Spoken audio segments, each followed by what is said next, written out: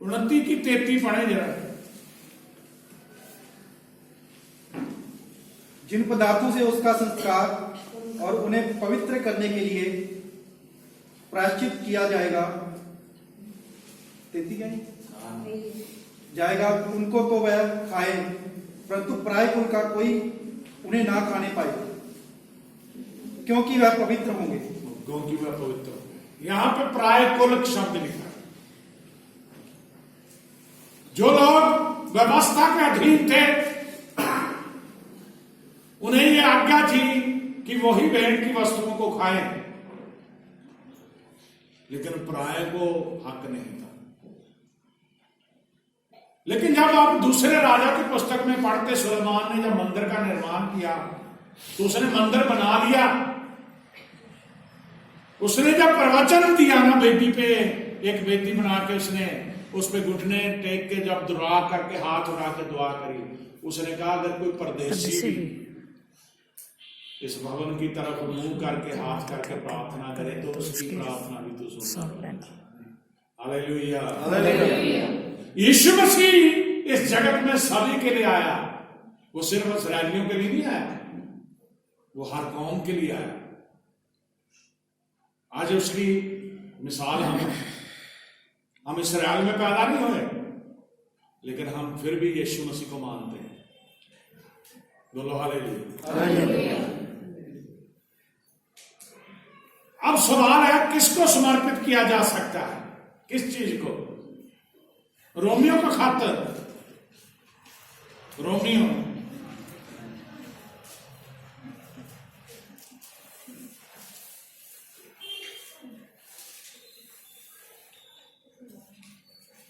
12 अध्याय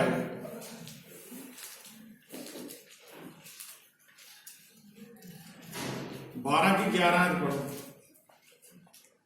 प्रकट करने में आलसी ना हो, आत्मिक उन्माद से भरे रहो, प्रभु की सेवा करते रहो। आत्मिक उन्माद से भरे रखो, प्रभु की सेवा करते रहो। आशा में आनंदित रहो, क्लेश में स्थिर रहो, प्रार्थना में नित्य लगे रहो। आमेन, आमेन, आमेन, आमेन। 12 की पहली पढ़ो जरा। इसलिए है भाइयों, मैं तुमसे परमेश्वर की दया समृद्धि लाकर विनती करता हूँ कि अपने शरीरों को जीवित और पवित्र और परमेश्वर को भावता हुआ बलिदान करके चढ़ाओ। यही तुम्हारी आत्मिक सेवा है। आमेन। यहां पे पौलुस ने क्या कहा कि तुम अपने शरीरों को ही चढ़ा दो परमेश्वर को, जीवित शरीरों को। जब इंसान मार जाता वो परमेश्वर का धन्यवाद नहीं कर सकता। परमेश्वर को भागता हुआ, यानी कि ये शरीर पाप से रहित करके, से शुद्ध करके किसे चढ़ा दो? परमेश्वर। हालेलुया। लास्ट में 2 बातें हम देखेंगे। समर्पण के लिए तर्क जो बाइबल में दिए गए, जो रोमियो 12 की 1 में अभी हमने पढ़ा। इसलिए हे भाइयों, मैं तुमसे परमेश्वर की दया समृद्धि दिलाकर विनती करता हूं कि अपने शरीरों को जीवित और पवित्र और परमेश्वर को भावता हुआ बलिदान करके चढ़ाओ, यही तुम्हारी आत्मिक सेवा है। आमीन। परमेश्वर की जो सेवा है वो अनुचित नहीं है। यही एकमात्र चेतन युक्त कार्य है जिसे किया जाना चाहिए। यदि इस पर हम एक पल के लिए सोच विचार करें तो फिर दूसरा निष्कर्ष नहीं निकल सकता। हम कह सकते हैं कि यह बहुत कठिन है। क्या? पिता का पुत्र से अलग होना। दुनियावी तौर पे देख लीजिए, एक बाप को पुत्र से अलग नहीं किया जा सकता। और यीशु मसीह पुत्र बन के जगत में आया, पिता ने अपने से अलग करके उसे भेजा। उसे पता था उसे कितना दुख सहना पड़ेगा। और इब्राहिम के लिए इज़हाक को बलिदान करना, बलिदान चढ़ाना कठिन था। यूसुफ का जीवन कठिन था। यूसुफ की कहानी सभी जानते हैं। उसके भाइयों ने तो उसे पहले मारने की योजना बनाई, लेकिन फिर उसे बेच दिया। और देखते हैं किस तरह से वो फिरौन के मुख्यमंत्री बन गया, फिरौन का प्रधानमंत्री बन गया। और जब मुल्क में काल पड़ा तो उसका पूरा परिवार, उसका बाप, उसके 11 भाई भूखे नहीं मरने दिए उसके परिवार को। परमेश्वर पहले इंतजाम करा। यूसुफ को कहां ले गया परमेश्वर। Hallelujah, hallelujah. मूसा के लिए फिरौन के महल का सुख विलास त्यागना कठिन था। मूसा की परवरिश फिरौन की बेटी कर रही थी। वो फिरौन के महल में रह रहा था, उसकी बेटी का बेटा बन के, लेकिन उसने महल त्याग दिया परमेश्वर के लिए। Hallelujah, hallelujah. अय्यूब के लिए सब कुछ गंवाना बैठना कठिन था। अय्यूब का सब कुछ खो गया, बहुत औखा था। एक ही दिन में बच्चे मर जाने, गरीब हो जाना, बीमार हो जाना।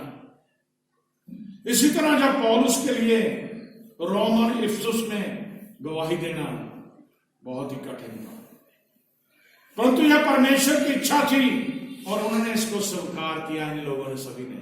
आमीन, आमीन, आमीन, आमीन, आमीन, आमीन। लास्ट में हम आज की आयत पढ़ेंगे,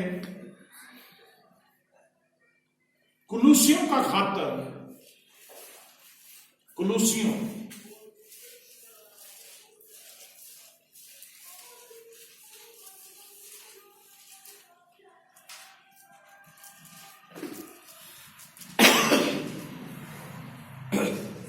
चार अध्याय,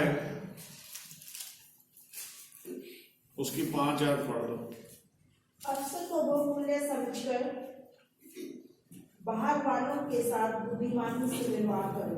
आमीन। यहाँ पे परमेश्वर जो उन लोगों को जो समर्पित करते हैं अपने आप को परमेश्वर को, परमेश्वर का दास पौलुस से कहता है कि अवसर को बहुमूल्य समझ। अवसर होता मौका।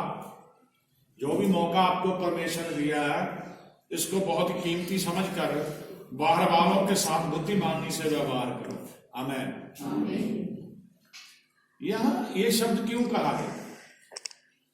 आज बहुत सारे मसीह लोगों में ये कमी पाई जाती है कि दोस्ती निभाने के लिए जो लोग बाहर वाले कार्य करते हैं वही करने लग जाते हैं कि हमारी रिश्तेदारी खराब हो जाएगी, दोस्ती खराब हो जाएगी।